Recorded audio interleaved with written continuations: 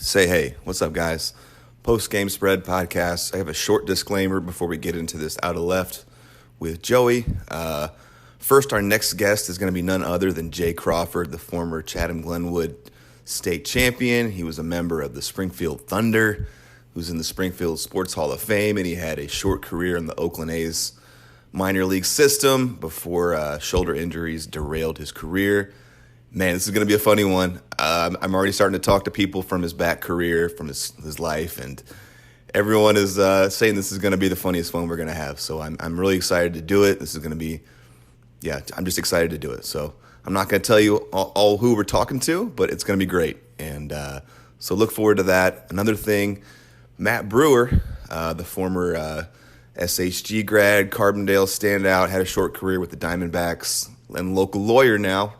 We've been in touch. He had some great feedback for me, and he told me that it'd be a good idea to, ask some of you guys out there what questions you would like to hear asked to the guest. If you have anything interesting you'd like to kick our way or any feedback like that, I'd love to take it. So you can get a hold of me on our Instagram, on our Twitter, or I'm sure someone knows me. So don't be shy.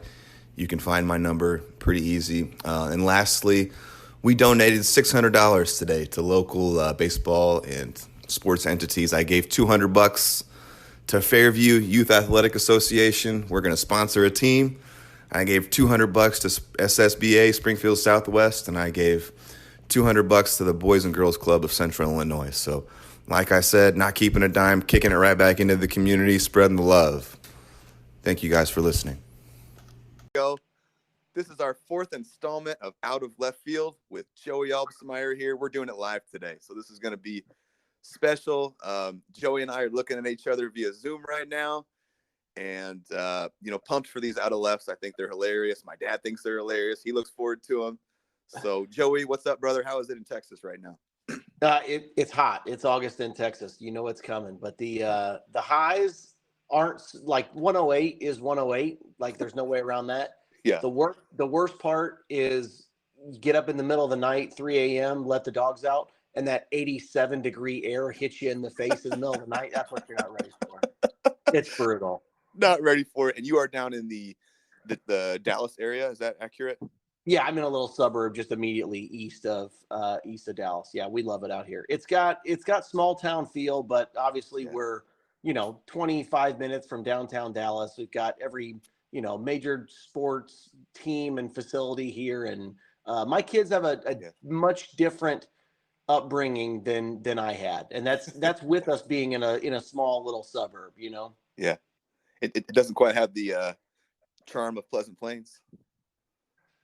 Oh boy, yeah. I don't know. I like this ties into all your guests too, because it's like it is small town, but it's not like neighborhood small. Like when we hear like me and Dusty and you hear PJ and the Knoedlers and all that, like what we don't have is just the kids all playing in the neighborhood. You know what I mean? Everything is scheduled and structured, and we pack it in, right? Like we do 2 hours of basketball, and we do football on other nights and baseball on other nights. And if we get rained out, I'll rent a cage up at D-Bats, and I'll throw to the kids for an hour in there. But like, there's plenty of that going on. But man, the neighborhood thing, there's not. I don't ever look out.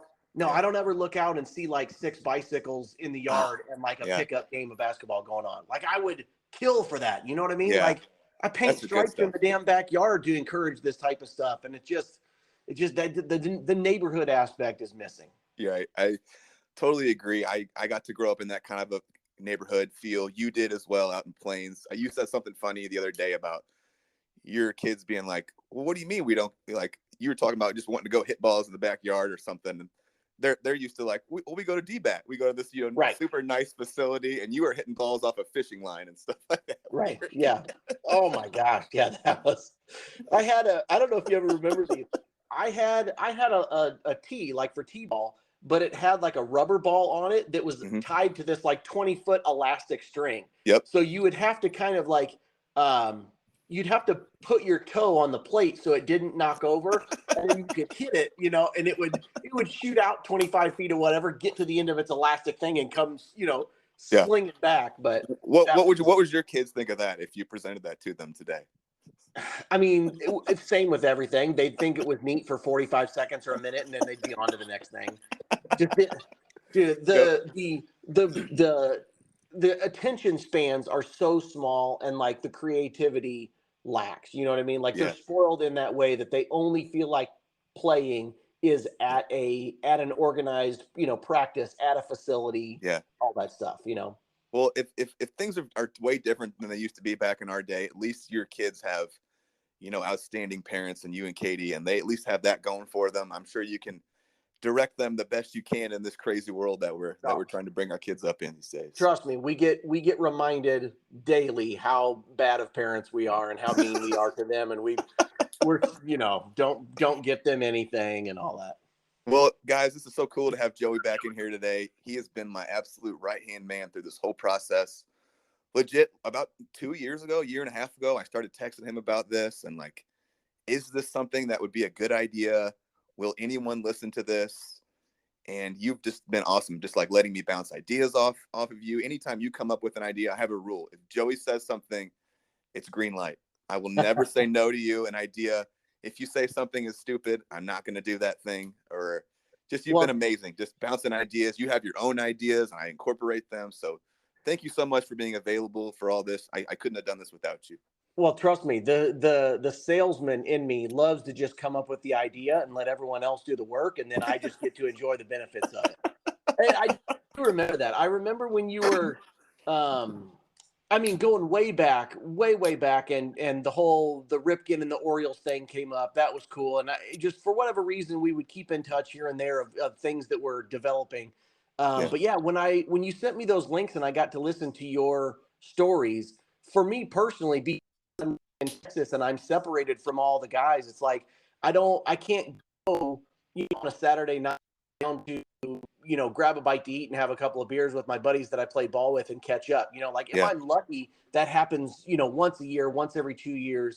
If we end up seeing each other at a wedding, or if it ever works out that I can travel for a fantasy football draft, or who knows what it is. So man, I love, and because I'm so sentimental about all of the playing days and hearing the stories and the connections with the people and all that. So hearing your story from start to finish was really enjoyable for me, just because connecting the dots of, I remember when that happened, or man, he told me about that, I didn't know it happened this way. I love all that stuff. So I'm glad that I was able to kind of water the seeds of your your ambitions to wanting to do all this, because I really do enjoy hearing all the stories, and and it's been great so far too, because I've crossed paths with some of them, right? Like Aper, not so much, but when he was talking about things at Lincoln Land, I could relate to it, right? Because there are some similarities there. Obviously, Dusty and PJ and Knoedler and O'Malley, the Central Illinois connection is there, which is, I think, a terrific place to start, right? Yeah. Like when you come into this, you've got to have some sort of idea or goal of where to start and what makes sense. And I think you've gotten a lot out of the interviews, I think, because of that consistent theme behind it, right? Like Aper was the easy one to start with because you had the relationship there. I know Dusty very well, and I know he doesn't do those things very easily. So convincing him to do that and lay that all out there was good. And I think it just snowballs from there, right? Like if the guys log on and they listen to it a little bit, it kind of gives them you can tell there's certain people that talk about their past and their successes and all that stuff very easily, and they recollect certain memories and games or instances and all that. And others, like Dusty's the best example, right? Like everyone has a story about Dusty. Yeah, right. And he would never tell that story about himself, right? Except for Dusty, yeah. Right. So man, if I'd have thought back a year and a half ago, I really liked Blake's podcast, that'd be really cool if I could hear this from more people. Never, because I wouldn't have jumped up and done it. Like I think you've just got like the perfect backstory too of how it affected you, and you've got a very unique story that you relate to it. Where And you do such a good job of keeping them on task and getting them into places where if I was running it, like we just tell funny stories and we'd get, like I said, way off into left field and, it'd be a good time, but Yeah. we would not be taking a straight line youth to pro ball. Like we would be Yeah. bouncing around from here to here to here. So you do a great job with it. Thanks, man. I appreciate that so much. I try to provide some structure because I go to this line all the time. I think there's freedom in some structure, and that maybe that's like my military background or what it is, but I like to just keep some framework, and then we can bounce around in there and have fun and keep going back. A couple things I wanted to touch on. You just said, for those of you that don't know, this whole idea kind of started because I told my own story, which was, I have a very long kind of wild baseball story, and a good buddy of mine that I used to play summer college baseball with has a podcast called The Forgotten Eagles, and he invited me on to do my story. And it was amazing for me. It was cool to go back and tell those stories. It was very healing for me because I went through a lot of hard times in my career, and I learned a lot about life and got my dick knocked in the dirt a bunch. And I started thinking, like, man, I bet it would be fun to hear other people's, how they did their career, how they thought about their career, how they struggled and had hard times. And so it kind of was born from there. And I have to give so much thanks to like Aper and Bensko for taking the chance to even do this, because I remember when I first started sending out texts to guys, all of these guys I sent texts to, just kind of like gauging interest. And some of them were a little lukewarm. And, they were like, who is this? Who is this guy texting me talking about a baseball podcast about Central Illinois guys that had a couple year pro careers? But luckily Aper is one of my best friends, and he took the chance to do it with me. And he spilled his guts, and that was like exactly what I wanted. Yeah, he's so good at it. So raw and open, and you can tell he'd spent a lot of time like healing himself and coming to terms with some of the things that he dealt with in his career. And thank you to Dusty Bensko too, because like you said, kind of a reserved guy a little bit, and for him to sit down and chat it up with me, and just like you said, like he was not gonna pump himself up. So I'm so glad that we got context from other people, from you, that can tell those. And we're still getting Dusty stories coming in. Like, what an absolute folk hero, And like Aper set the tone so well, because of how descriptive he was, and he layered in how he was performing and what he was hitting on the gun and his feelings and where he was at. And like, I had not like. You always sort of wonder for, there's a couple dozen guys from our area that have gone through this process, right? And we're finding them to tell their stories. But for the other 600 of us that have played ball in the last 25 years in Central Illinois, I don't know how it happens that you get called to a tryout or a showcase and you get to go to Chicago and play on the field. And like, it's really cool for me too, because I'm the opposite player of that, right? Like I never lit up the gun. I did not look good in BP. Like I'm the guy that just fit in and like, found the hole. And the summer that I played with PJ knew that he had to run way out in the field to cut off for a ball. Cause I was going to throw it low and get it to him. I couldn't air it out deep. So like, I love hearing stories about those guys that were world beaters, and like Aper, throwing mid 90s from the outfield, like, that allows me to dream a little bit too. And when it's a podcast and not a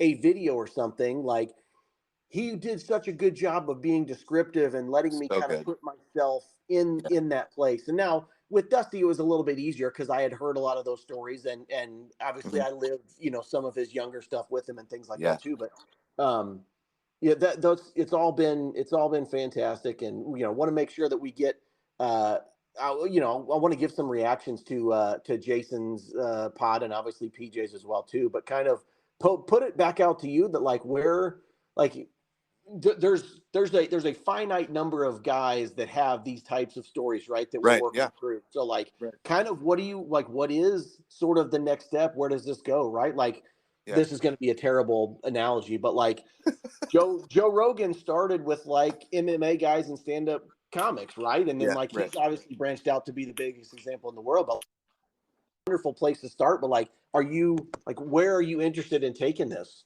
That's a great question, man. I feel like I have new ideas all the time, and I like putting ideas out into the world because I'm a big into like manifestation and like, some woo-woo stuff. So sometimes thoughts become things. And obviously I started talking about this idea to you and Aper years ago, and look where we're at right now. It's a thing. Yeah. It's an absolute thing in the baseball community here. I'm not trying to pump myself or ourselves up too much, but like people are listening, and Right. it's been cool. So here's yeah, you're right. You're totally right. There's only so many people that have these interesting pro careers from our area. I have some thoughts, and like I'm going to bounce them off you. So Yeah. I would love to eventually get to more local guys that weren't necessarily the guys that had the 4-year pro career and the O'Malley movie story. But, there's guys like, I want to talk to Eric Gum, I want to talk to like Zach Stead. I want to talk to like, just like some guys that had like nice college careers, were baseball players. I'm sure learned a lot about life, had some interesting stories, but my reluctance is that I feel like I've set the bar really high for what, like, getting all these clips and quotes and whatnot. And it might not be appropriate to do that much backstory for someone that had just a college career, For and sure. so I don't want to let them down in that way, but I'm sure there's some sort of a balance there that I can figure it out. See, but And you've got the perspective of no, right? Like the audience or for the guest, they may not have the perspective of all that went into the first 5 or 6 guests. So I think you can do a hard reset with each guy and just say, hey, what makes sense for this guest? But I agree. Great point. There's a whole nother layer of interesting guys that were same type of thing. You're like, man, well, how come that guy's journey didn't take him here or here? So I totally get that. One now when you're on that, I think a really cool spinoff that we can't leave out is you never had any intention of monetizing this, right? And for yourself, you never would, right? But the ability to connect with, with great opportunities, but for a couple of people that want to kick in some money and be back to local baseball or charity or whatever, like that's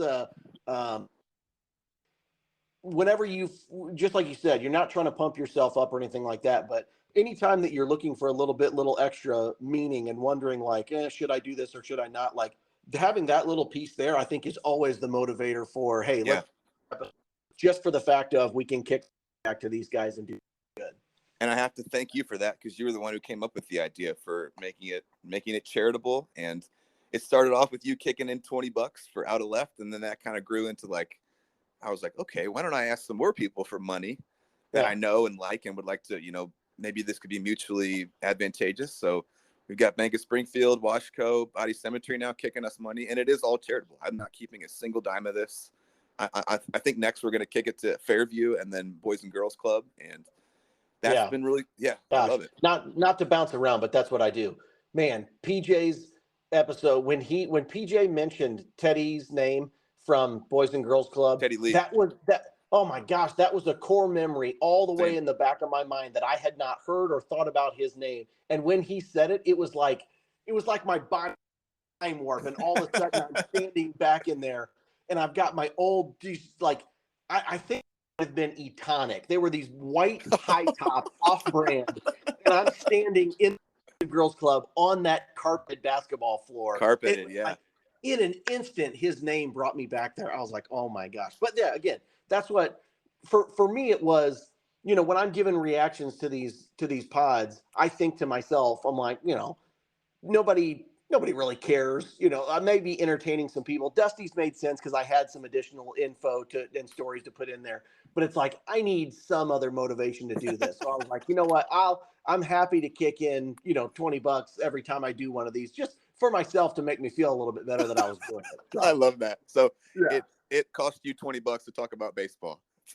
Which, hey, I'm here for it. One more thing I would like to go further is I see at some point, maybe if this thing keeps growing, I would like to branch out. There's other people that I've met along my baseball journey that are super interesting and have nothing to do with Central Illinois. And then I also think if this keeps growing, then maybe eventually I would reach out to pros that I don't know in any way, like guys that have interesting stories, like a Clint Frazier in the big leagues, or like a Brett Lowry, these guys that have these stories where they were supposed to be big time and for whatever reason it didn't work out and they've had their struggles. So maybe down the line that would be something cool. We'll see. For now, I'm just kind of going guest to guest, but that's just an idea that I've had in my head that would be cool. Yeah, I think that's the organic growth, right? Like Yeah, it's somebody who listened or somebody that was on as a guest and they enjoyed the experience and they're like, you know what, you need to talk to this guy because that he would be a good guest. Like I think yeah, that's just kind of organically how it lines up in the future. yeah. I love that. So, Cool. what do you want? What do you want to talk about next year, buddy? We can get into the JA or Yeah, PJ or let me if I I go back and I listen to these things 2 and 3 times just because I sometimes when I listen to them I'm not full attention on them like I'm driving in the car. Sometimes I just put it on while I'm doing some work and things like that. So how can I make some notes of things that stick out to me?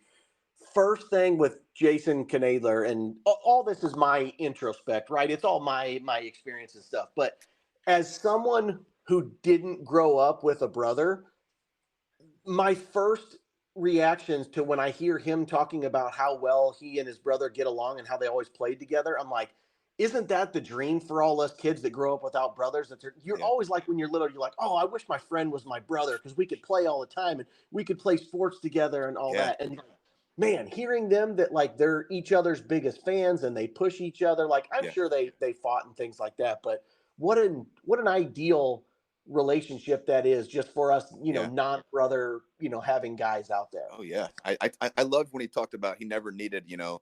I always like if I wanted to play catch growing up. A lot of times it was like, hey, Dad, let's play catch. I mean, maybe not always there, but Yeah. if your brother is there all the time, you always got someone to play catch with, and like a Yeah. high level guy. They were Yeah. both really good. I'm bouncing tennis balls off the wall of my dad's shed out in the back. Now this is when I was young, because when I got a little bit older and some other guys moved in. So when I was 11, 12, I had other kids to play with and stuff. But like from, up until first, second, third grade, the house that I lived in was kind of on this highway through plains that nobody else was kind of really around. Yeah, So yeah, you're right. Like it's my parents had to get me a batting tee that's tied with elastic to it so the ball bounces back, right? exactly. Yeah, exactly. So no, I mean what that's just kind of keeping with his childhood and stuff, and that leads me right into the neighborhood aspect. Like Yeah, he was talking about he had Sunlee's living 2 houses down and some other friends another house down, and they always had the setup and like the power line was for the home run. Like yeah. every place that I had growing up was like that too. Like you had Same. certain trees that A were tree. bases. If you hit it past this, it's a home Yep. run. Like Yep. that, my kid, like I just cannot relate that to my kids now. Like if Yeah. they don't, it's almost like they don't even want to go in the back and hit if I don't have bases painted down on the ground. Same, man. We had so my dad would actually, we had a home plate in our backyard, a real home plate, like dug into the ground, not just like a plastic one that flips around. Official. We had, we had trees that were bases. We had a left field tree that, like, once you got to the leaves, if you hit it above the leaves, it was a homer. And if you our house, it was a homer for a lefty. And yeah, man, it's so magical thinking about that. Just playing wiffle ball. Do kids play wiffle ball anymore? I don't think they do. No, and Jason had such good perspective too that like back then you only had a couple of games per season and you only Yeah, played in the summer, right? Like even my kids now, like there's a fall season, there's a spring season, there's yeah, extra work, there's D-bats you can hit indoors and all that. So like it's so much more programmed that maybe that was the driving factor of why we played outside so much is that you get 10 games per summer, 12 games per summer, and that's it, that right? I was don't it. remember too much more than that. Wiffle ball started. That was it. It was like about a 20 game schedule, I think. And that, and if you were good enough, you played in the state tournament or some sort of tournament at the end, and that was it. Not the same. And Yeah. I don't know how you do what you do. This man's got 4 kids running around, all in sports, all doing things, and you are an absolute Superman trying to put that together, man. I don't know how you do it. It's a commitment. I used to play it off like it wasn't. Like, people would ask me and I'd be like, "Oh, it's not like we went from 0 to 4 all at once. It was a stepping, 1 to 2, 2 to 3, 3 to 4 all that, but like now I'm in the thick of it, right? And it's a commitment. Yeah, Katie and I definitely have to be tag team partners on this. We yeah, get help from my in-laws all the time and it's definitely really this season and last season was the first time that we kind of had to tell my oldest that like, hey, we're not popping down to Houston for a weekend flag football tournament anymore. That stuff's over. Like where we just yeah. had, you got all Too three hard. boys are in something. Like we'll find somewhere around here, we'll always find opportunities for you. But like, hey, that 9-year-old travel football, like that's not necessary. Like we're getting out of that. Yeah, absolutely. But that also plays into what I loved Jason talking about, or his kind of story.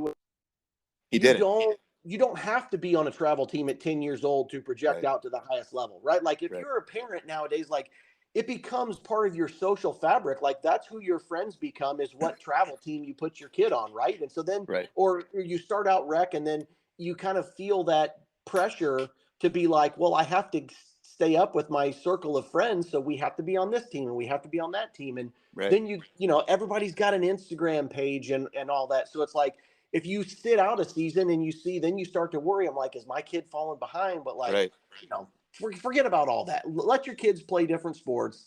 You don't have to be on every travel team. So much is going to change after puberty anyway. And like, I'll be the first one to admit, I put out little basketball highlights of Vaughn, but those are the only 3 minutes out of that game that he looked good. All the other times, I'm screaming at him to stop the ball and move your feet, and he gets scored on, and all this other stuff. So like, don't let the highlight reel fool you, right? Like there's a lot of people that probably think that my 10-year-old is one of the greatest 10-year-old basketball players in the state. He absolutely is not. Like there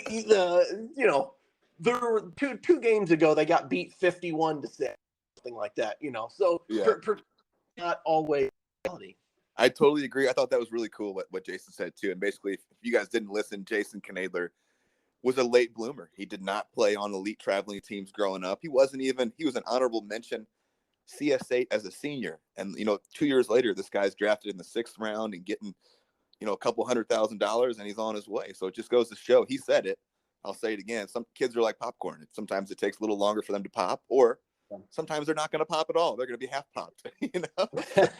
Well, and he also mentioned loving practice versus loving games. And I never had that, man. I wish I had more of a drive to practice, but like like I told you, I was never the BP guy. You know what I mean? Like BP for me was just to get warmed up because I just wanted to get to the game, and I think I've said this before too, is that I was a play hard guy, not a work hard guy.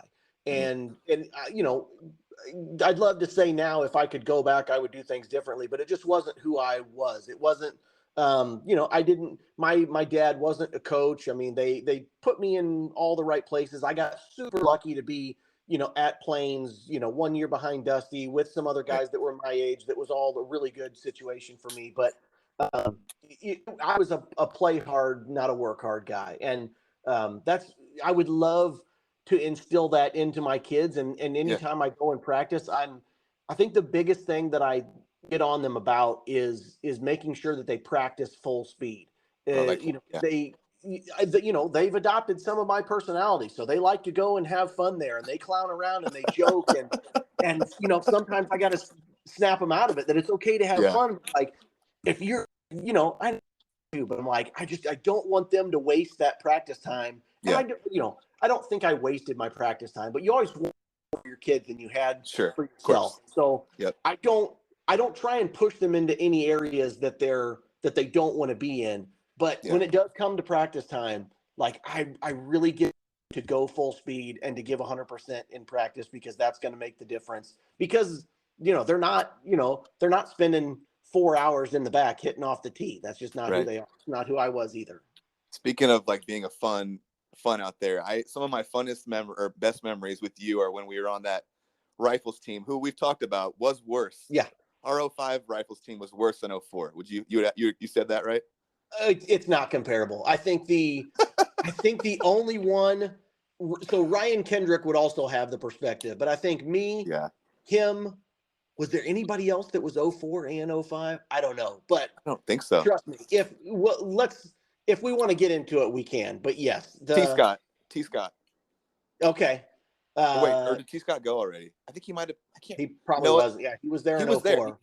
He played 2 years of Rifles and then left. Yeah. Well, anyway, Springfield Rifles had this amazing storied history. All of a sudden, I get on the team in '03, it goes down a notch. '04, it goes down a notch. '05, I almost took us out of the league entirely. So there's something to be said about that.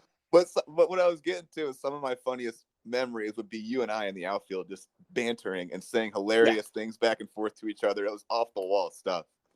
And like I said, that's why I loved playing, right? Like there's nothing remarkable about my career or my abilities. I had some good games. I had some good moments and things like that, but I had an unbelievable time playing. I have very few friends that are not from teammates. Yeah, same. I have a lot of that too. But I love being able to just send you like a one-word kind of inside joke, something we used to say in the outfield, and you instantly know what I'm talking about, and send it right back. And I had that with Eric Gum too. Like that, he was. I had that with Eric my freshman year at Lincoln there too. It was always a really good time. Yeah, it's been cool to hear Eric Gum getting some shout outs too during this. So getting some respect. Yeah. And I think, like I said, everybody that knows him or played with him has a different perspective. But one thing, I know I'm bouncing around here, damn it. I had an idea that we could follow this chronologically. That's just not who I am.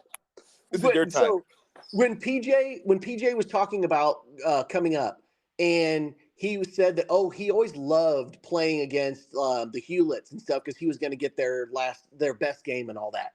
That wasn't me. I did not like showing up and seeing Dairy Queen. I hated it. Like I wanted to show up to the park knowing that we were going to win or had a chance to win. Right? I did not want the smoke. 10-run no, I did not want the smoke. But I say that to talk about Eric Gum is that what's funny is that in high school we scheduled a lot of games against other teams, but very rarely did they throw their ace against us. Like when we because they didn't want to waste them. I don't remember facing Walt when we played Tri-City. I don't remember facing Crowley when we played Virginia. I don't think PJ would have thrown against us when we got Lanphier. But the one thing about it is Eric Gum always wanted that smoke. Eric always wanted it. He would tell the coach if he was scheduled to pitch for somebody else, he would say, "No, Plains is coming next week. That's who I've got." Like Eric, he was the same way at Lincoln Land too. Like he always wanted the smoke. He wanted everybody's, he wanted to play, pitch the biggest games, go against the best players, all of that. That is one thing. And that's not a knock on anybody else. I don't remember anybody else's ace or best guy stepping up like that. But no doubt about it, Eric always did. For sure. Okay, you said you had some chronological things. Do you need to get back on schedule here? So let's give Jason Knoedler some additional crunch here because he's amazing career, amazing person. Like, gosh, and I know that Schlitt Park comes up a lot too, but it's like magical. What was it about Schlitt Park growing up that was just so magical to all of us? Like, here's the one thing I can think of. At Plains, we didn't have like a specific little league field. Like you played games on the baseball field or sometimes the softball field or whatever. I think for me growing up, Schlitt was really the first park that had fences that were little league, and it was designed that way. Yep. So it almost felt a little more magical to me because it was. I don't think I ever did hit a home run there. Maybe I did, maybe I didn't. But I got to watch Dusty hit plenty of them. It was just the feeling of it. I think was just. That was where we left our little small town and we came into Springfield, and that's where you play. It felt like that's where the big games happened. And it was specifically a little league field with smaller fences that it was like kind of special. Yeah, I agree. And I think, it was right. Like I grew up playing on some fields that did not have a fence. So it was the first time where you could hit a home run. Yeah. And I think it was cool that right next to it. So there's Big Schlitt and Little Schlitt. There's 11 and 12-year-old field, essentially. I mean, it could be used for 9, 10, younger. But there's also a 13, 14-year-old field, which is really nice. And they have lights, and they have, this green stuff on the fence and like a tubing on the top and a scoreboard and all these things. So that was always going on, too, over there. So you could see the next level up. I mean, I saw the Statesman over there. I saw teams like that over there. So that was magical for me. I got to see Dusty Bensko hitting bombs and John Eck hitting homers a year before me. So it was like, okay, I'm trying to do this too. And just hitting a home run for the first time is special, and like kind of trotting around the bases and like imagining that you're, doing it at Busch or Wrigley or something like that. So a very special place to me as well. Yeah. I had a couple of experiences with Jason Knoedler, and everything is as advertised the same. Like same with O'Malley too. Like whenever we were there and those guys came back and worked out, like they were in every position to big time every one of us, right? Like they had won a national championship, they were playing pro ball, like every position to come in big time every single one of us, and didn't at all. Like zero. Yeah. And I can't say that I would have been that way, right? Like I just don't, not that I go out of my way to be mean to anybody, but like I can't say that my head wouldn't have been so big that I would have come in and just kind of trotted around like I was better than everybody. You know, if I put myself back there, I think I probably would have, right? Yeah, I totally agree. And looking back now and seeing that big picture, totally, they were amazing. They were, you know, very warm to us, kind to us, willing to answer questions, you know, involved themselves. They didn't walk around like they were too good to talk to us. And very respectful that we were getting in work too. Like it wasn't their show and like, oh, you guys stop what you're doing and let us get our work in. It was like very respectful, like, hey, when you guys are done, can we get some hacks in here? Can I work in with you guys? It was very, I always take that with me and always remember that, you know, that they were always very respectful. Totally. And I remember thinking because Justin was a little bit bigger, right? And you kind of heard about him a little bit more. Yeah. And I didn't really know too much about Jason, except when we were doing conditioning and we lined up on the line to run and stuff like that. And I just, you know, I was probably, I don't know, third or fourth or fifth fastest on the team. I don't know. There were a couple of guys that were faster than me, but I considered myself fairly fast. Yeah. Man, when I tell you, Bull would blow that whistle and I would turn, and by the time I got my first foot or second foot down, Jason was at the free throw line or 3-point line. And I remember thinking to myself, I'm like, that's not physically possible. Like, well, like how, and I'm like watching his body and watching his feet. And I'm like, how does he start so fast? How does he get out there? And you know, and I think, I'm like, it's not even possible for me to get that much faster. I'm like, is he jumping? What's he doing? Your comparisons to other players really cracking me up. Like when you start talking about PJ too, and you're like, how is this guy throw this hard? Like, why can't I do it? I was so impressed. Like, I just, you know, things until you see him up close and in person, they don't really set in. Like, I don't know if at the time that I knew he stole all those bases, I probably did. I don't remember, but like, it doesn't feel real until you see it up close and personal. And I agree. I mean, just the first 2 or 3 steps that he took were just so much faster, and he covered so much more ground than anybody else. And we had some fast guys too, but it's you know, and of course, stealing bases and in baseball, you know, a 0.2 of a second or a 1/10 of a second means 4, 5, 6 foot. You know what I mean? When you get down, so that's obviously the difference of getting there or not getting there. But I remember that more than anything, just how incredible his jump was. His first 1 or 2 steps was just so much better than anybody else we had. And I got to not just see it, but I got to run next to him. Yeah. And I remember just being frustrated with myself and kind of being like, you know, you're fast too. Like, it's okay. Like you're good enough. You're smart enough. Better. Doggone it, people like you, Joe. Yeah, you're just so much better.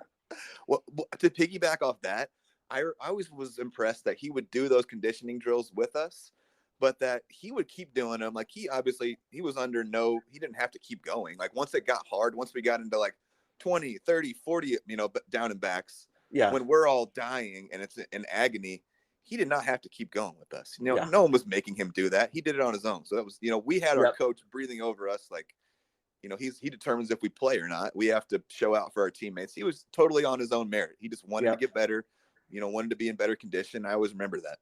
Yeah. Cool. That's the work hard, play hard. He's got both for sure. K-team hustle. Yeah. Yeah. Gosh. Great point. Glad you brought that up. I totally connected and understood when he said, that hustle wasn't always appreciated by everybody, right? You know, like, and I totally can see that where everybody was like, God damn it, can like knock it off, like just back off a little bit, buddy. I can totally see that, how that some people can get annoyed that he was, you know, always giving 100%, but you need those guys, right? Like those are the ones that guys like me who needed someone to follow and someone to set an example. I would have been absolutely better for having played with him because I would, you know. it's one of those things that you need one guy to set not an unrealistic tone, but you need somebody to set like the max tone. You know what I mean? That not everybody else is going to do on themselves. That's making everybody better. And he was a table setter too, right? You said something to me recently about PJ that piggybacks off that. You know what I'm talking about already? Go there right now. Yes, it falls in line. He talks about being a routine guy again. So that whole summer, like I was just a show up and play type thing. Like I would show up and get warmed up and play a little toss and just get ready for the game. PJ was a routine guy, so like he started showing up early, and so I started showing up early. And J.R. Keyes was there and Kendrick and stuff too. But it's like, well, he took 20 minutes of fielding, so I'll do 20 minutes of fielding. He's going to hit off the tee, so I'm going to hit off the tee. He's did long toss every day, so I started doing long toss every day. And it's like, I didn't have the mindset that I'm doing this because it makes me better or more prepared. I did it because I liked hanging out with him and the guys, and it was like, well, if he's going to do it, I'm going to do it. And so then that's cool. As a byproduct, I had one of the best summers, I ever did, and ended up, on a very frustrating and struggling year team wise. It was such a leap for me, from the year prior. But like I was one of those guys that if there was somebody like that to set the tone, I'm a system guy, right? So if somebody like that is going to set the system at a high mark, I was one that would benefit from it. And just so funny that like PJ was kind of a leadoff guy, Jason was kind of a leadoff guy, and I think Ryan Murphy talked about how just important it was that the confidence that like when Jason got him started, it was like firing up the engine, right? Like all everybody else had to do was just, keep their foot on the gas because he was going to get it started. Totally. That's such I always say that like the best collection of players won't beat the best team. And like you have to have a guy like that gets everyone else started and gets everyone else going, and that was, on years where you find yourself on a team like that, it's like everyone ends up doing better because it's just, you get, if you're always hitting with nobody on, you're seeing different types of pitches, different counts. But like if 2/3 of your at bats come with somebody on base, you're facing them in the stretch. They're worried about the runners. Like baseball is such a great game that way, and that your matchup is never the same matchup. You know what I mean? Totally. Yeah. Those are absolutely great points. Yeah. It was really cool to hear everyone go back and talk about how much he was a spark plug and how he just set the tone. And like, Jason starts the game with a double or a single and steals second and third. You're off to the races. And then it sounds like they just stepped on everyone's throats and just killed them after that. And Jason set the tone. So it's awesome to hear that he was such a, starter like that. Yeah. And I mean, obviously the switch hitting is what it is, right? Like unless you've been in it and played at a level and tried to take some swings the other way, like you can, even if you have a good feeling swing, like to be able to face pitching at the highest level and still be competitive and all that, it's just that blows my mind. Yeah. Does not make sense. Like we can't say that enough, how hard that is. I myself, just like what you said, I had a decent lefty swing off the tee. It could look pretty decent. You might even be fooled to think I was lefty, but I would have been wiped out if you put me against an 80-mile-per-hour pitcher, a high school pitcher. I just going from just learning a swing as a junior and being an All-American. What a testament to his athleticism. Just insane.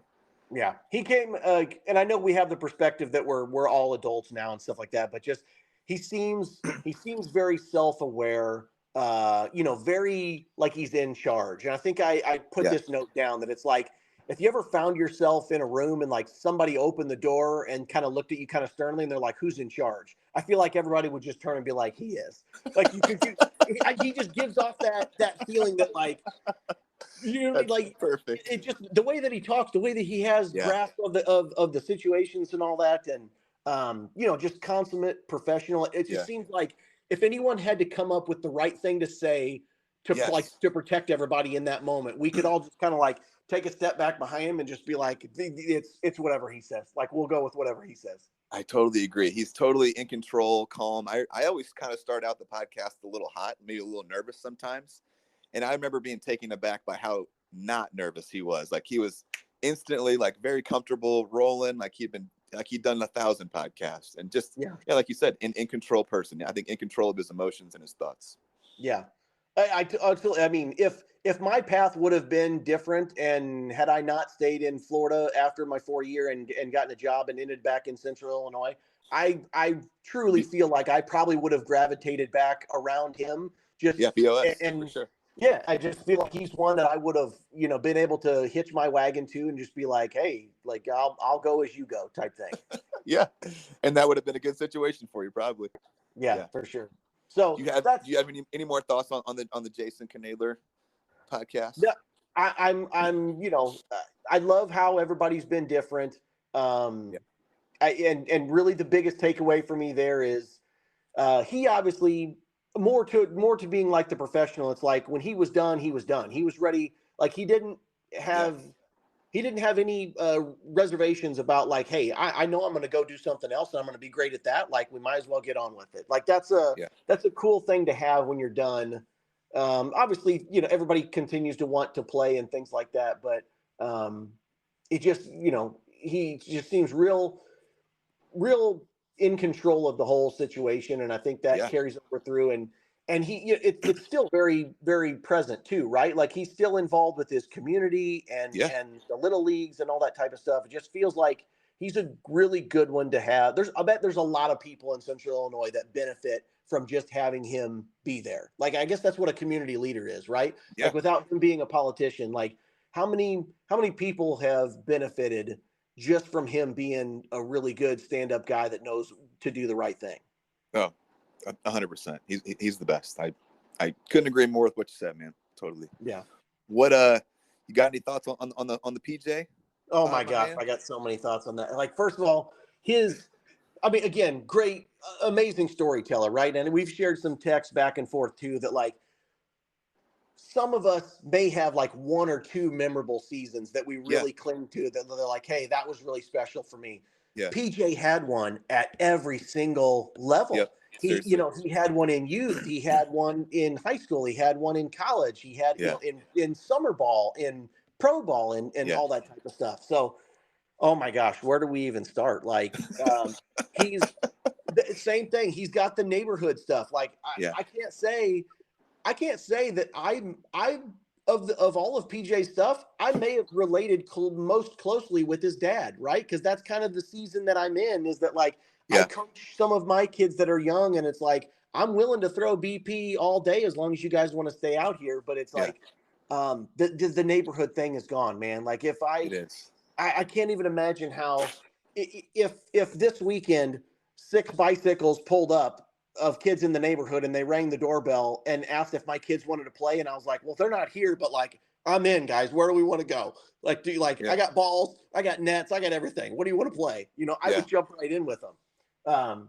But yeah, oh gosh, the biggest thing I take away, number one, I was not on Dusty's team. Like I was kind of brought in, or I added to the team kind of right after all of that stuff. Like I only played with the Plains teams locally and things like that. But then when we did start coming to the leagues there that played at Schlitt, I can't tell you how much I hated seeing those Dairy Queen shirts and hats. And I knew it was because we were going to get beat and I was going to strike out and I wasn't going to get hits. And I was like, I never knew what the schedule was or who we were playing. It's just like, if mom and dad say, get your uniform on and get in the car, there's a game tonight, you just go.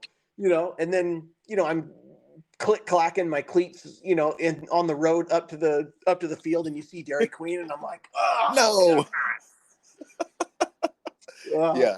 I thought it was so cool. I mean, half those guys that they talked about when Greg was talking about throwing BP to the whole neighborhood, half those guys went on to play pro baseball, like the Hewletts and Matt Brewer and PJ. Yep. It was like, man, that is crazy. Brad Sellinger. I mean, college baseball, but yeah. Oh, no. I think we talked about this too. Like the more that those leagues come up, I would love to see kind of like how Bill Parcells or Bill Belichick has like a coaching tree.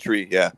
Can you imagine if someone had the records going all the way back to like, mid 90s or whatever, every player that came through there and then follow like their career tree to see just how many guys stand out from it. That would be amazing. Cool. Yeah. I totally agree. And back to PJ's story of like when they made it through, like this isn't a big metro area, right? Like it's not Chicago, No. it's not Atlanta. Like this No. was Central Illinois, Springfield, Illinois. 100,000 population. Yeah, that's it. 100,000, a little surrounding community, but yeah, it was just really a very special time for talent baseball wise in this area. Like kind of lightning in a bottle. Yeah. Personally, I connected with a lot of stuff PJ said because the way that he talked about like how much the winning meant and the celebrations and all that, like it was eerily similar to what we experienced in high school with state championship, right? Yeah. Like it's when he talks about how special it was to get on that fire truck and ride around town and have your parents putting the soap on the windows and honking the horn and fingers out the window and all that. A couple of years later in different situation, but I remember the way that he talked about all the celebrations and the community coming together, it felt very, very similar. So, the couple of names too, like Tug and Joe Hewlett. Like, gosh, I remember. Tug. Like, I put Phil Laurent in that group too because I only knew Tug from Calvary, and so they were both lefty, right? And they both, I think, threw pretty hard. I remember Tug being a hitter, but like Phil kind of threw hard and was lefty as well. I want to say. I don't know if this is correct. I thought they had a cousin named Charlie that I played with on some random league in Petersburg as well. And he was a left-handed hitter that was super fast as I think well. I remember that too. Yeah. Anyway, I got to play with Joe 1 year on rifles, that he was there. That was fun. He came back, but same type of thing. Like it's the same thing that Knoedler was. Like you get one guy up there that's the table setter that builds the confidence for everyone else, that everyone's kind of like waiting back to see how does this guy do? Because if he's intimidated or he struggles, I know I'm going to struggle. But then when they get up there and they're not scared, you're like, okay, he's got it, so I've got it. Yeah, absolutely. That was Dusty for you guys for sure, right? Well, he wasn't the table setter, but we always knew he was our safety net. He was our Goliath, right? Like he was the big, like we could pick a fight with anybody because we knew Big Brother was standing behind us. And like we could stir crap with anybody because we knew like Dusty's going to hit a 3-run homer and we'll be up. So it doesn't matter. Yep. I totally agree. Yeah. More on Dusty and PJ and playing against each other. Okay. PJ mentioned that he watched those games from Puerto Rico. Like, what do we got to do to get those things on digital? Like, what do we got to do? We got to get them on digital and share the links. I guarantee you, I can get those from Greg. I can do that, no problem. And I have all the software to do it. God, I would love to watch those. And then same. So what's funny is, and he said that he actually has video because here's what happened. I didn't know that. So Tyler's dad is when he talked about that second game, Tyler Kastner was pitching and his dad was calling pitches from the stands. PK. So Paul Kastner was a basketball coach and he's actually my golf coach in high school and all that. And I didn't know that. And I'm thinking to myself, I'm like devastated. I'm like, no, is that how this all happened? And so I texted Dusty and I was like, hey, have you listened to PJ's podcast yet? He's like, no, I'm sure it's great though. And I go, oh yeah, you come up a lot. I go, whenever you listen to it, let me know if you knew the thing that they talk about for y'all's game in Minnesota. And he's like something about a pro ball player picking up signs from the stands. I'm like, yes. Did you know about this? He's like, know. He's like, no, they didn't tell me. They didn't tell me till like a couple years later of playing with them. And I'm like, oh my gosh, I'm devastated. Yeah, that's the best story. I love that he dropped that.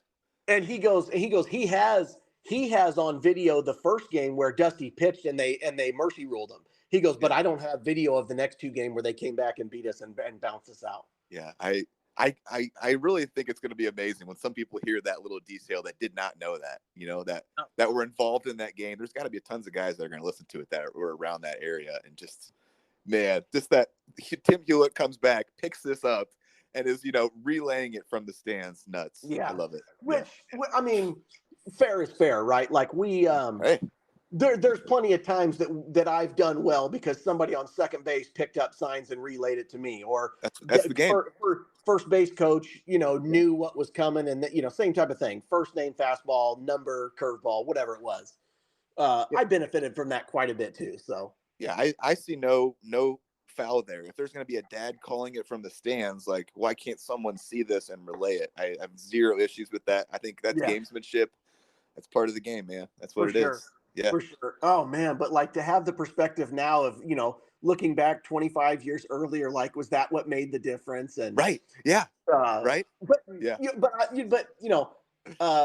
So happy for them that they got to go and have that experience, because 6 or 7 of the guys on that team I ended up playing with either at Lincoln Land or on rifles or played against and are friendly, like Terry Parnell and Brewer and stuff like that. I know a lot of those guys too, so amazing that they did that. But so funny to hear. I mean, this is like the second gunman on the grassy knoll type stuff. Like, just now finding that out, that was so cool. I mean, for nothing else, that's why I love these podcasts, is to find out, these little things, these little stories like that. And kudos to PJ, like I said, for not being too big to talk about this kind of stuff. He's had a storied career.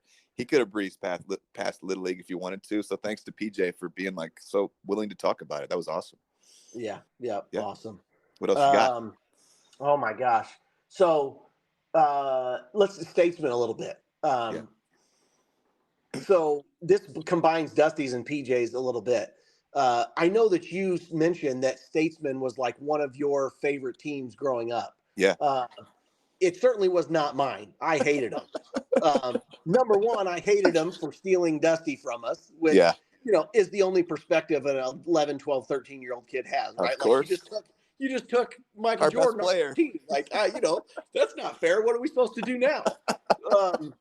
But then also I kind of represented that second level of athlete that wasn't quite good enough to be invited to that team, right? So it's like we always had to show up and play them, and always had to be reminded, like, hey, these guys beat us all the time and stuff like that too. So I did not have that that admiration for the Statesman as much as you did. And you ended up playing for the Shockers, which was a strong team in the area as well. Had a lot of good players on that team, but you guys had to face them from time to time. Yeah, and I mean, we did. We had a lot of good athletes as well, and that's where I kind of got to know a lot of the Springfield guys. I mean, we had 3 or 4 from Griffin, 2 or 3 from Southeast and from Lanphier and all that type of stuff. Then we picked up, Phil played 1 year. Phil Laurent played with us 1 year. Brewer played with us a little bit. We picked up like Corey Getz, a catcher from Mount Zion, I think. So, I mean, really good in our own right. Like not PJ and Dusty good, but like sort of that next level of guys. Absolutely. It absolutely, it wasn't like now where everyone can just come to the tryout, pay their money and be on a travel team. Like it really was like, I didn't join them until I think the summer before my junior year. So maybe I played 3 summers with them, 2 or 3. But this wasn't like the 13 or 14-year-old circuit. Like it was high school, and it wasn't until there was enough talent to actually go around to some of these tournaments and do some work there, right? Yeah. So, but that kind of leads into a little bit crossing over with Aper's story too, because it's like when he talks about essentially Lincoln Land was recruiting a summer ball team. I mean, that's kind of what Lincoln Land and SCI in Springfield was for me. It was like it was a lot of those guys I had played with on Shockers and things like that in summer ball. So it's like I didn't realize it at the time, but I mean, what a great strategy that is for gathering up some talent in the area, is seeing who kind of can sustain a longer season, can play against, better talent. And because like I was a good high school player, but of our 35 games, 15 to 20 of them doesn't really tell you anything, right? Because it's not the level of competition that you would face at the next level, right? But when you play on some of those summer ball teams in high school, you get an idea of, hey, are these just padded numbers because you're getting 3 hits off the number 5 starter on a team, or can you really do it against can you play? Can you get a hit against their number 1 starter on a Friday night of conference play? Yeah, absolutely. Yeah, I think there's something to be said about bringing in a group of guys that already have chemistry too. I think that went obviously well for Aper's group at Lincoln Land, and yeah, that would be cool to bring in a large group of guys that have this long history together, and there's just built-in friendship already. What else you got, PJ, for me? Man, so a little bit more on the Shockers. That's why I kind of started a career in sports tourism. Is like those travel tournaments. Like it's a weekend vacation with all your best friends, right? And that's absolutely like. Once I got to college, I was a sports marketing, sports management major, whatever it was called, but all of my classes and things were around like operating events and sports law and things like that. It wasn't until I got an internship that I found out like this sports tourism existed. I'm like, wait a minute. All those tournaments I played in as a kid, there's people on the other end of this that like recruit that stuff for a job. I'm like, that's it for me. This is what I got to do. So I'm here awesome. 17. How old am I? 17 years later, I've only ever done sports tourism. So like that, so obviously cool. That stuff is very special to me too. Yeah. Man, more on PJ. I do remember being blown away by his athleticism in basketball. Yeah. And maybe it goes to the size, or maybe it, I don't know what it was, but like, we played against like Washington and Franklin middle schools and things like that. And then you got to high school, and it's like Lanphier started to grow a little bit, and they were kind of like this juggernaut. And I knew who Nico Scott was, and I knew McBride, and I knew Iguodala and all that stuff. But I remember watching him in a summer game, and I remember seeing PJ out there, and I was like, I thought he was Bobby Hurley or Steve Wojciechowski. I'm like, wait a minute. I'm like, not only is PJ coming up, he's running, like everyone's looking to him. Like he's running the whole show. He's leading breaks. He's hitting, like, he's not just dumping it into the post. Like, granted, at that time, when we had Dusty, a lot of our stuff revolved around running a fast break. If you don't have the fast break, everyone pulls back out. Dusty posts up, you dump it into him, and you just wait to see what happens. Like, I remember watching him and just being like, I'm like, wait a minute. I'm like, PJ's getting shots with like all these other guys out here and making them. And I was just like, son of a gun. Yeah. I'm like, I had no idea that he was just that level with everything. It was just so surprising. And everything that I do is reflective of myself. And I just, in that moment, I'm like, God dang, I'm like, gotta pick it up. I'm like, that's a guy that looks pretty similar to what I'm doing. And he's way faster, way better. Yeah. Absolute stud in all sports. I felt like I kind of breezed over his basketball a little bit because there was so much baseball to cover. And I knew in my head we had 6 hours. So I was like, I can't spend a half hour on basketball here. Which would have been cool. I would have loved to talk more Iguodala and McBride and Nikos. But everyone knows PJ was an absolute baller at basketball. All those guys respected him. I briefly tried to find a way to get a hold of Andre to see if I could get him on I pipe dream to get him on the podcast. I failed. I did not get a hold of Andre Iguodala, but it would have been cool to have an Andre clip in there or something like that. But yeah, I don't know. I'm sure there's some guys around that still have his number, but yeah, like you kind of feel like a guy like that, you probably have to go through an assistant or an agent or who knows what. I don't even know how. Yep. He's not responding to Facebook direct messages, probably. No. I actually did send him a direct Instagram message, and I think I've been left on not read. So if you ever hear this, Andre, give me a shout, man. We'll figure out a way to get you on. The more on PJ, the one, like I said, the one summer that we played together on rifles, it was great just because I had known who he was for playing against each other, and sometimes in the summer, just I would tag along with Dusty when we were just hanging out, and a time or two we ended up with PJ just hanging out socially and things like that. So just that one summer, I know we've touched on this so many times. As much as Dusty was pulled back by him not wearing a cup, I was so thrown off. Like when we got changed, PJ just rolled into the clubhouse wearing like blue jeans and a shirt that he had been working at that morning, and he's just like out of blue jeans into basketball shorts, baseball pants on, and I'm like, something's missing here. No sliders or anything? I'm like, what? He's like, no. And he's like, I don't know, it's just more comfortable. I'm like, bro, what? You don't, like, you're not going to tear up your legs or your thighs or anything? And he's just like, I don't know, that's just what I always do. And so just like everyone does with PJ, like PJ didn't wear batting gloves. I started not wearing batting gloves. So like PJ wears basketball shorts. I was like, I'll try wearing basketball shorts. It was just like, if it works for him, like maybe it'll work for me. That's so funny. I know, and he kind of breezed over it a little bit, like, oh, it's not that big a deal. We're not wearing a cup, but it is a big deal. The fact that he didn't do that is a big deal. What an absolute alien. That speaks to his hands, his athleticism. Crazy. Well, and like, so for me, I was always trying to do whatever I could to get my best game. You know what I mean? And like, sometimes that means just changing up weird things that you're like, if you have a good game, you're like, man, that's how I need to play all the time. And if I use this bat, or I dug my foot in this way, or, you know, I had a sandwich before the game, it's like, well, got to do that again. Yep. And so PJ was one of those guys that I felt like always played a good game. And I was like, well, I need to do what he's doing. So like, just anything that he would do, I'd be like, I got to do that because it works. Or like, all right, I gotta get some of that good juju, you know, to do the same things that he does.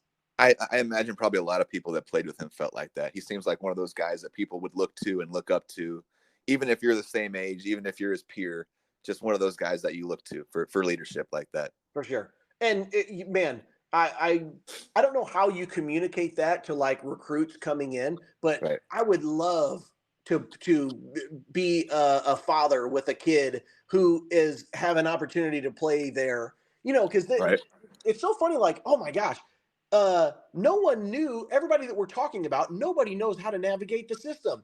O'Malley didn't know how to get with U of I. PJ didn't know how to accept the offer with Notre Dame. Dusty went to U of I and didn't even get drafted. Like, the biggest thing that I'm taking away from all of this is like, no one knows how to navigate things correctly and where you end up and how to handle it all. That's a great point.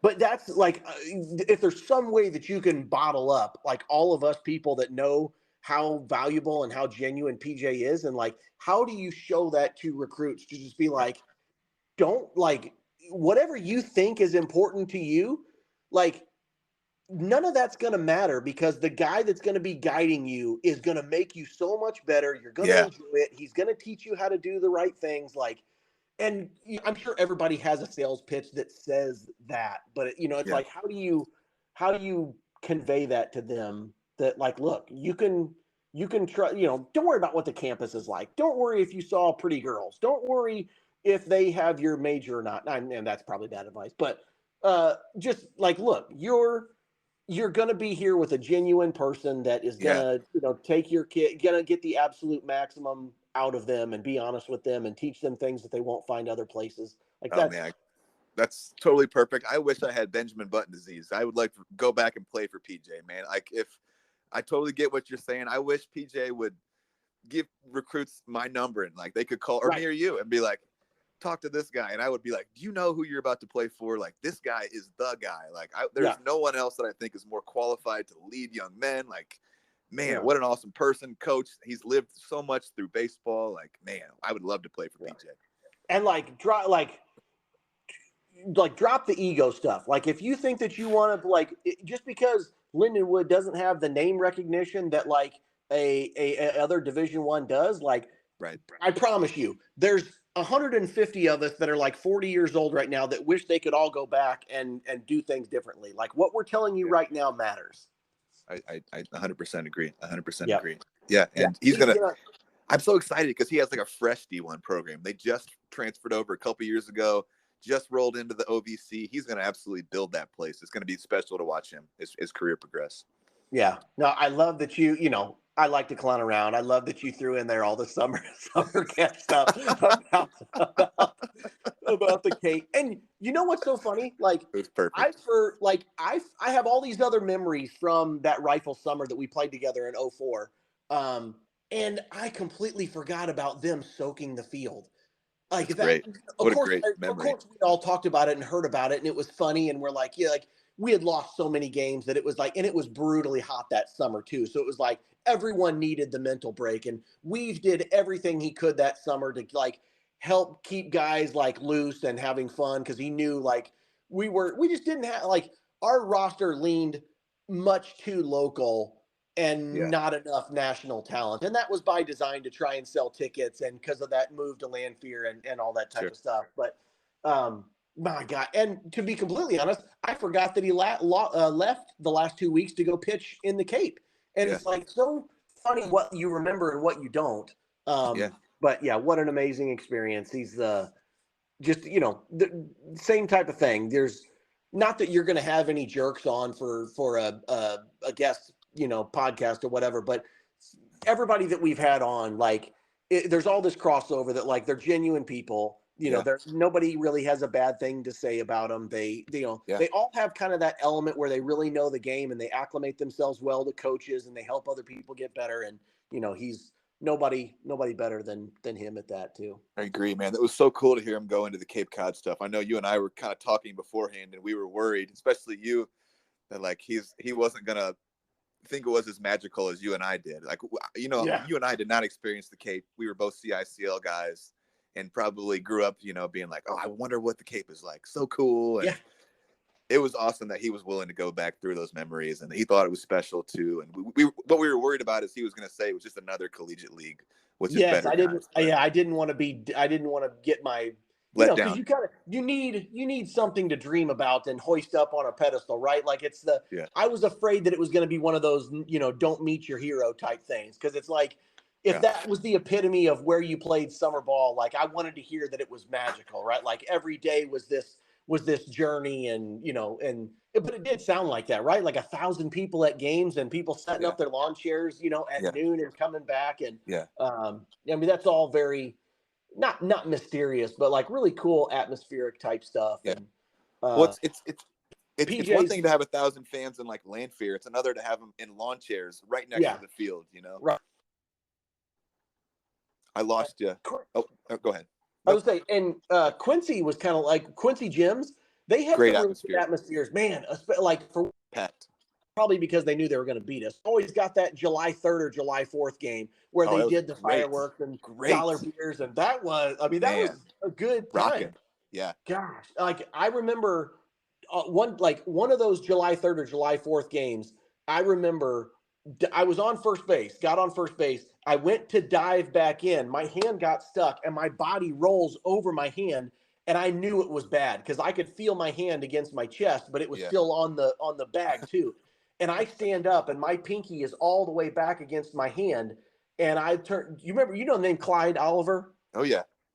So he coached us this was in 2003. So he coached us that first year. And I remember just holding my hand up to him and he goes, oh, and it's all the way back and he puts it, pulls it underneath his arm and he's trying to yank this thing back into place.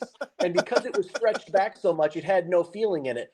But when he finally pops it and it goes back in, the rush of pain that came over, like made me like have cold sweats and things like that. And I'm wanting to get taken out of the game because this hurts so bad. And Clyde just looks at me and he's like, you're going to have to suck it up. We don't have any other outfielders. And I'm like, what? Clyde was so good at that. He's like, you're going to have to figure out something. He's like, like, I'll go get you some tape or whatever. I remember I had to bat the next inning, but like it hurt so bad that I had to like curl my pinky and like tape it in this curl position to hold the bat. And it was like, but then I remember I got a base hit with my hand like that. And it was that July 4th game with lots of people there and all that. And I remember getting that hit and thinking to myself, I'm like, what an idiot that you wanted to come out of the game. Like, look at this atmosphere. Like, this is the greatest thing. And, just one of those things. I'm like, wow. Again, play hard, work hard. I was, didn't want the smoke, just like I would have never cut it in any league, other than that. Cause I wanted to just be at the highest level of competition where I could still be good. I want the best of the best. Quincy was a fun place to play. I remember those 4th of July games. They would be completely packed in the stands, and then there would be people packed on the sides of the field too. You remember that down the sidelines? Yeah. Oh, and they would have like the little trailers that sold beer out of them, and everyone was having a great time. There'd be 6,000-7,000 people there at a 4th of July game. At a 4th of July, for sure. That felt like a ton of people. Yeah. No, that was nothing but fond memories there. Man, this kind of turned into just you and me chatting and not as much about the pods that I wanted to react to, but all good. Give me some more PJ stuff. Man, I don't know what else. I mean, if you've covered it, then we've covered it. It's no big deal. Let me see what else he's. The injuries. Things that popped out to me. Whenever I always thought, like when you get like O'Malley's. Like O'Malley got his injury and it was like he threw a ball and it went high and he felt something pop or whatever. And he's like, wow, that's not right. You know what I mean? He gets one more throw and he's out. And I'm like, oh, that's how arm injuries happen. And then PJ talks about how he finished playing well. Then his arm hurts the next day, you know, and continues to throw on it, thinking it's just cold weather, comes back, still does well in the game. But they said that he tops out at 84 or whatever. Yeah. And then they're like, hey, something's not right here. You know, like I never feel like that's how it happens. You know what I mean? I always feel like it's a catastrophic incident where it's like, boom, that's where it happened. It pops, it broke, it's never coming back. What I remember, or his reaction to it felt very mature, that he could agreed, very mature, remain positive, continue to work at it. Most people probably wouldn't be that honest with themselves. Yeah. You know what I mean? It just, you know, and I think that's a special quality for him that I think serves him well in other things that he's going to do is that he's just very, very honest with the whole situation, understand what's going on. You know, again, kind of similar to Jason, that PJ knew that he wanted to go back and, you know, finish some classes, and he was always ready for the next step whenever that would be. But man, is there anybody else that we thought was going to be on such a track to get through? Like when you look at those numbers in Lakeland and AA and things like that, it's like, man, he was going somewhere. Yeah. The way the trajectory went, it was like, man, there's nothing really from getting there.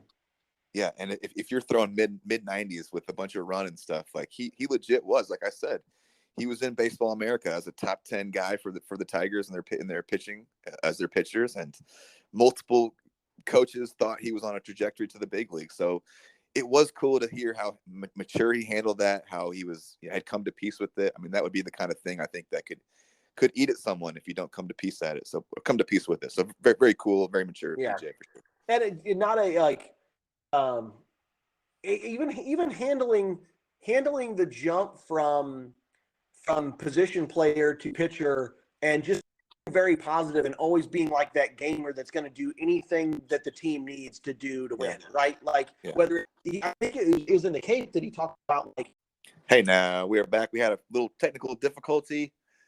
We got a good connection here. Oh yeah, I think that was the world's way of telling me to wrap it up. We did talk about going for a half hour, and I believe we're well over an hour now, but I will talk to you about baseball all day, buddy. What else do you have to say?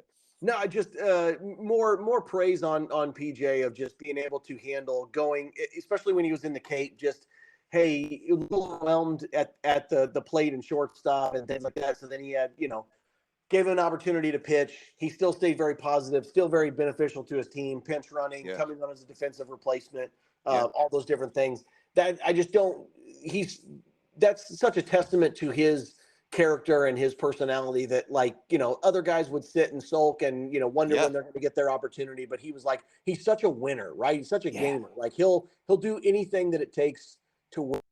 Yeah. You know? He talked about not being worried about, you know, being swaggy or how cool he looked, and that totally falls in line with it. He just wanted to win. He wanted to help his team. He was a gamer, just like you said. It's totally PJ. Which is funny because everyone wanted to copy everything that he did. Not funny. I know. Like he said, he had no swag, but he had that, like, he didn't have to try. People just thought he was cool. Like that kind of thing. Yeah. Yeah.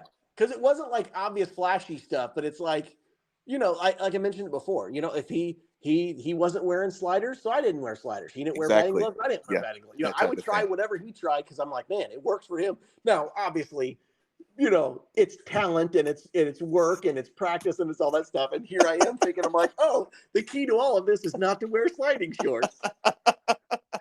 That is so perfect. Yeah, I totally get where you're thinking with that, man. That's great. It was one more funny thing about them soaking the field. Gosh, this was like it's all coming back to me now too, because it's like That's so my first year with rifles was a disaster. Like I started out 0 for 38. And it wasn't like 38 strikeouts. Like I was putting some good balls in play. It's just I'm a guy that lives on, finding the hole and blooping it in and two choppers through. And all of a sudden against these guys and with wood bats, none of that stuff gets through, right? So even the hard balls that I were hitting were like a hard one hop right to someone. So over 38 is pretty rough. But again, we only had, even that year, we only had 4 outfielders. So it was like you were playing.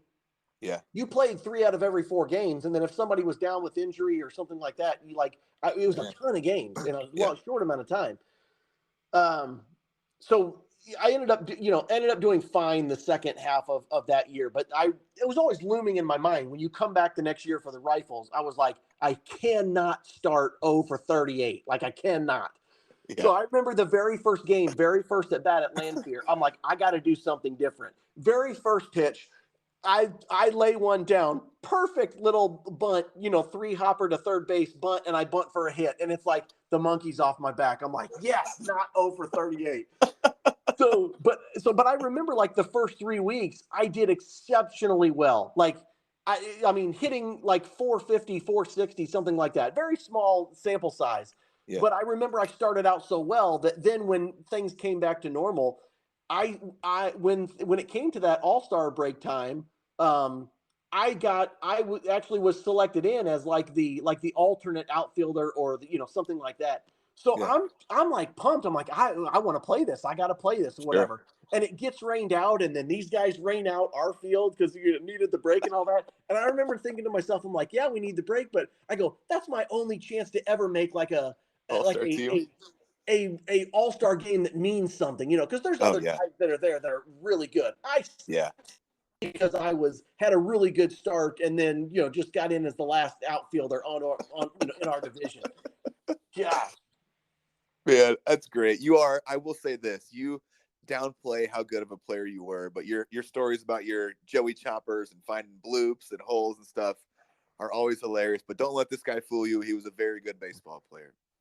I found myself in a lot of great situations, that's for sure. And things like it's funny too, because when PJ talks about how he goes from year to year, it's like your first year you show up, there's no scouting reports on you. Guys might be more, they're going to challenge you with fastballs and all that.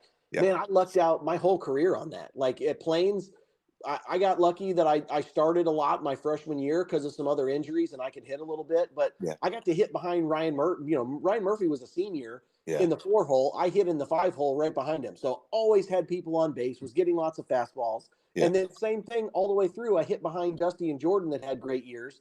Yeah.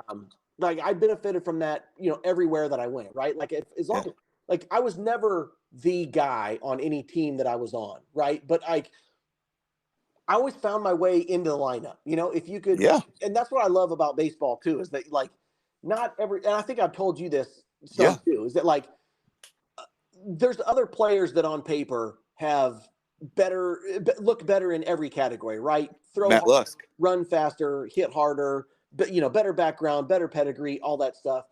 But it's like I always found my way into the lineup, right? Because like when it came time for the game, a bloop to right field is the same as a line drive. It's you got to score runs. So that was one thing that I always found that I could get into. Like no one was showing up. Like when Aper talks about having amazing batting practice sessions at his showcases and tryouts and stuff, like no one. Hell, a lot of the times I threw batting practice because I knew that it wasn't that great. Like I remember at Lincoln Land on the backfield for like a whole season, and with the Rifles, like I threw probably 400 pitches every day because I was throwing batting practice to everybody. Because it was just like, I'm not out there hitting batting practice bombs and. I didn't even, of course, maybe I should have worked on it a little bit more, but even like balls, like hit and run balls to right field, it's not like I was sitting back on them and driving to right field. Like I was still probably out early and just kept the barrel behind so it went to right field, But then, so in batting practice, I did not look impressive whatsoever. But then, you get into the game and all of a sudden you find yourself on base 2 or 3 times. And you were a gamer, man. You always were. You always were a gamer. I remember us talking about. Any of you guys remember this name, Matt Lusk? Oh yeah. Who was that? You know, you told me a cool story about him being at Lincoln Land. This guy came from Tulane. You know, he played baseball at Tulane his first year. Absolutely a stud. He was he was the player of the year in Louisiana his senior year in high school. Crazy. And, you know, wildly talented. And you guys kind of played the same position. And you found yourself in the lineup a lot because you did the small things, you know, the little intangibles and things like that. And sometimes that is enough. And like, those are the things that don't always show up on a stat sheet. Yeah. And I don't know what, like, I was always able to still get outfield assists. Not because I had a strong arm, but like, there were a lot of times that like I would charge, like, and this is to give Coach Greer some credit from Plains in high school, is that he always encouraged me, like, anytime a ball is hit, like, don't sit back and let it come to you. Like, when that ball's hit, you got to sprint to it. Yeah. And like, that was something that I never really saw a lot of other people doing. But like, if there was a base hit, you know, if I'm playing right field or left field or whatever, and there's a ground ball hit to the infield, like, I'm on a full sprint to go pick that ball up 30 feet closer than anybody else would. Like, number one, it gets the ball in my hands quicker, but I think I topped out at 82 from the outfield on a full crow hop and giving it everything I had. So I always wanted that shorter throw. So, I mean, I remember having 5 or 6 outfield assists each season that I was out there. And it was always just on, you know, guys that, you know, felt like they could run, you know, sleeping on you, run on whatever. So that's what I love about baseball, is that there's places to play for any, you know, all makes and sizes and things like that. It's a beautiful game, right? And now it's a beautiful game. Yeah.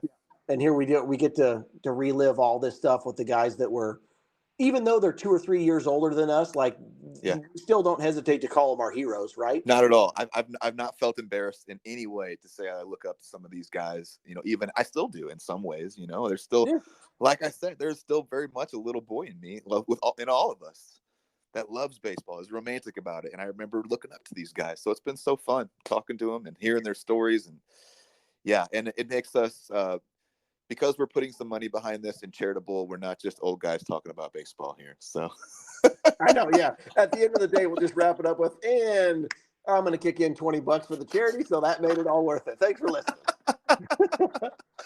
Is this a good finishing place for us? You got anything else, buddy? Man, you know, if we don't cut it off now, you know, it might be into the next day, and who knows what all else might come up. So we'll save it for the next one. Man, what else? You know, just obviously, I love being here as the sounding board. I love dropping new ideas and watching you run with it.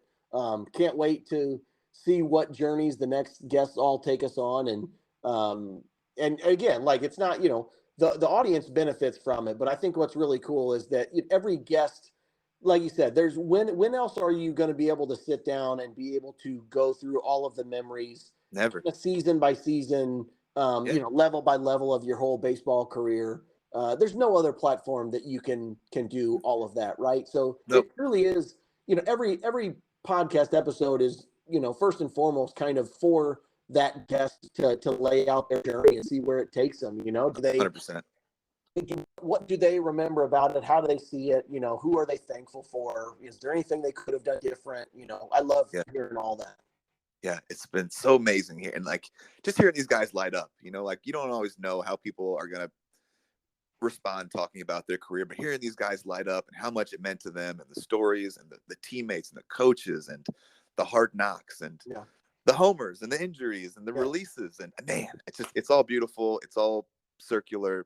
Yeah. It's amazing. It's been so fun being a part of this and being to do stuff with my boy here, Joey and April. Like, we've got a 3-way text where we text a lot, you know.